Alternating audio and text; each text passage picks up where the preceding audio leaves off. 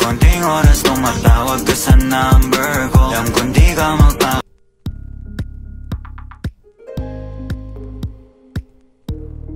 dapat lang malaman mo, kahit di kita mahingi dyan sa boyfriend mo. Konting oras tumatawag ka sa number ko. Alam kung di ka magpa Guys, panoorin nyo ito mamaya dahil ito ang ipapalabas mamaya. At wag gawin nyo ng 2 million plus live viewers sa atin para talaga namang mag-beat talaga natin ang ito ang beat sabay-sabay. Ito ang beat.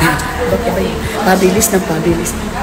So, andito na ang ating big winner, ating big fourth. Mamaya makakausap natin sila live na live.